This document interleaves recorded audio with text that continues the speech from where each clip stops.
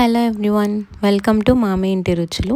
ఈరోజు నోరూరించే ఫిష్ ఫ్రైని మరింత సింపుల్గా అలానే క్రిస్పీగా ఎలా తయారు చేసుకోవాలో చూసేద్దాం రండి.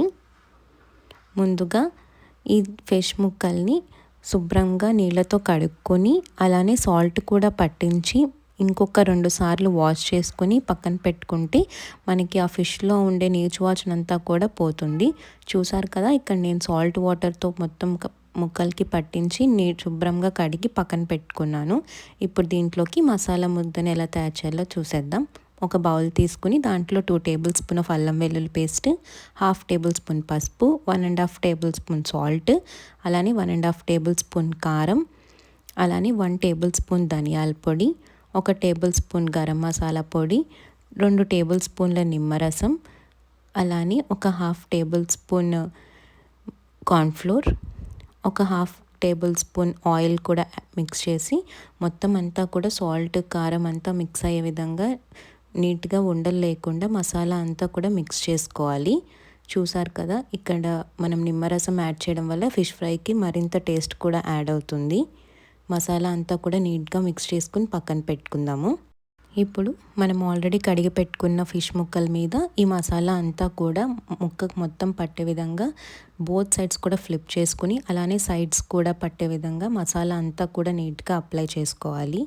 చూసారు కదా, ఇక్కడ నేను మసాలా అంతా కూడా ఈ ముక్కలకి మంచిగా పట్టే విధంగా అప్లై చేసేసాను.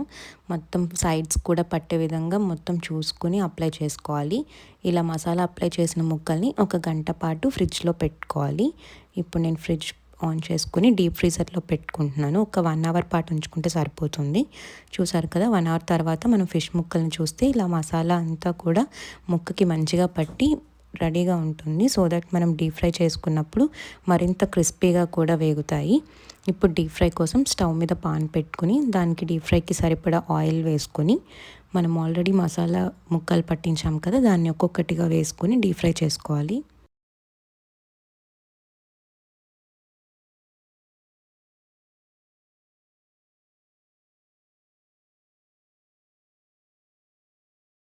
మనం స్టవ్ని లో ఫ్లేమ్లోనే ఉంచుకొని ముక్క కొంచెం ఫ్రై అయిన తర్వాత సెకండ్ సైడ్ కూడా ఫ్లిప్ చేసుకొని మంచిగా గోల్డెన్ బ్రౌన్ షేడ్ వచ్చే వరకు మంచిగా ఫ్రై చేసుకోవాలి.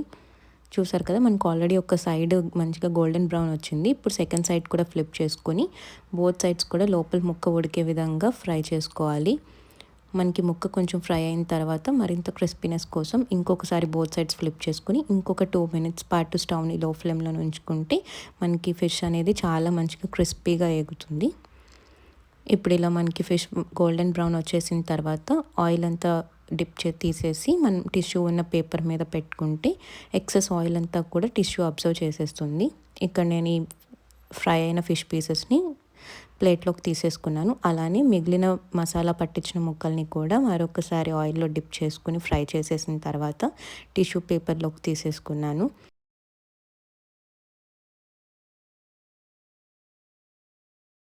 చూసారు కదా, ఎంతో పైకి క్రిస్పీగా అలానే లోపల మెత్తగా సాఫ్ట్గా ఉడికిపోయిన ఫిష్ ఫ్రై మనకి రెడీ అయిపోయింది.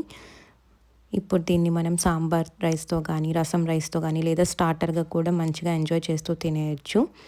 చూసారు కదా, మా రెసిపీ కనుక మీకు నచ్చినట్టయితే ఎలా వచ్చిందో కామెంట్స్లో తెలియచేయండి. అలానే లైక్ చేయండి అండ్ మీ ఫ్రెండ్స్ అండ్ ఫ్యామిలీ మెంబర్స్కి కూడా మా వీడియో షేర్ చేయండి. Thanks for watching our video in Mami Inti రుచులు.